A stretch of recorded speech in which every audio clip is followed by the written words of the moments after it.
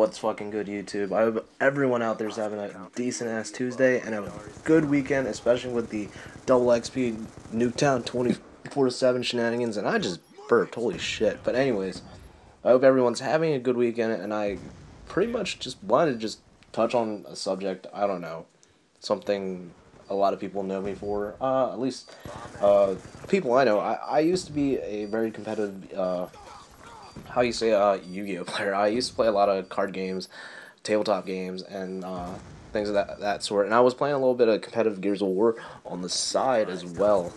And a lot of people have been asking me why I've been focusing more on my YouTube channel, or trying to put more emphasis on my YouTube channel and playing Call of Duty versus actually doing something that I've been renowned for. And I did have my one major top 16, but and like tons of local tops and cash money tournament tops and iPad tops, but that's low and beyond the point of this commentary. Of even though I've been well renowned and accomplished, and something I've been doing over for five or more years now, and I'm just diving into something that I'm not really new to, but I'm still trying to get my commentating rhythm. Even for me, I struggle to get commentaries and bring together a cohesive thought for you guys the best I can. And it's the struggle you go through, and it's how things do. But eventually I'm gonna get the rhythm down really quick, really good once I start commentating more, and once I start editing more and doing more. Like, I want to do a montage, but lo and behold, work conflicts with a lot of time I put into montage making. But it will tie in with everything I'm saying right now. And I came from an era of gaming where I guess a lot of arcade players can relate to this, and a lot of old school gamers can relate to this, where it was about the grind. It was about learning. It was about constantly test playing and practicing and scrimming and things of that nature. And for you, it was a lot of time spent hanging out with friends, talking about things, grinding and testing things out. And eventually I just got there, and everything just clicks and all that. And for a lot of professional gamers, you'll understand where I'm coming from. But why my transition from point A to point B is mostly primarily it's a lot of a conflict of interest right now. Personally, I have a lot of other stating options that that I do keep stuff around just in case I have to hop back into the game, but my primary focus right now is COD and any other games that are going to come out. And the reason why I haven't really been focusing on it, because it's not necessarily what I wanted to do anymore.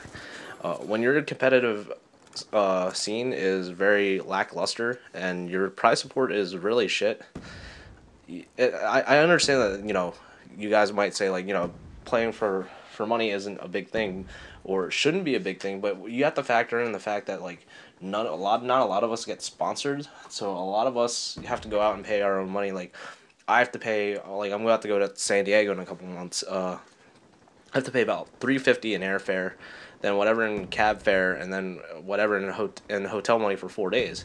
That sums out to be around like $700, and that's a rough toll on a guy who works a part-time job at 40 hours a week, even though that's like kind of a full-time job, but they give me the hours anyways. But it's, at the end of the day, my diminishing return and what I can take away from it is rapidly just going down the drain. And it's not because I'm not topping events or anything. It's not because of that. I'm just not having fun, and I'm just wasting money at this point. And I feel like I could do a lot better with COD, and I feel like I have more potential to grow in the Call of Duty community as a player and as a commentator, versus then what I spent time doing countless years on Yu-Gi-Oh, to only really come so far. But a lot of people can understand the complications of it, and a lot of the things when it comes to commentating and making YouTube videos, it ties into what I love doing, and it's graphic design. I like making logos. I like making concept designs. I like doing montages. I love making websites and stuff like that. It's just that just a lot of things have come up that has prevented me to doing so.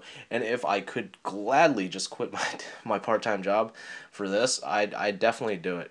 And that's kind of the reason why I started commentating. It was kind of more like an out to my regular job, and I don't want to make this like I would love to make YouTube my full-time job, but you know it gets hard at the start, and I'm pulling through it.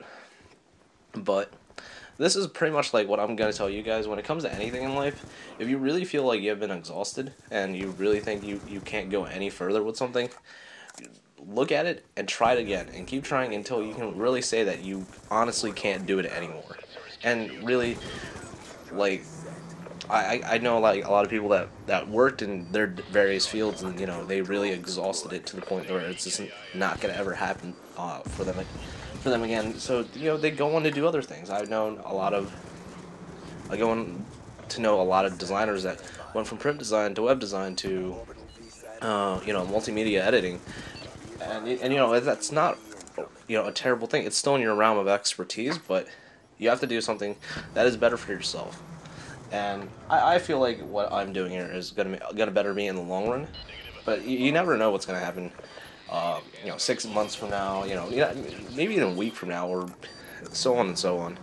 So for me, I just feel like this is much more comfortable for me. I feel like there's much more room and much more room for growth and improvement, especially my lifestyle.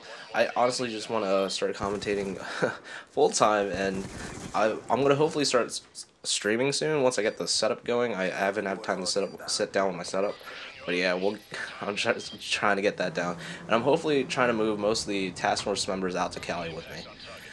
But you know, all my endeavors will hopefully work out if I think it out the right way. Hopefully, I think. But yeah, thanks for listening to me out, guys. I know this is kind of a random commentary, but as always, comment, rate, and subscribe. And if you like this shit, just share it. As always, guys, take it easy. Peace.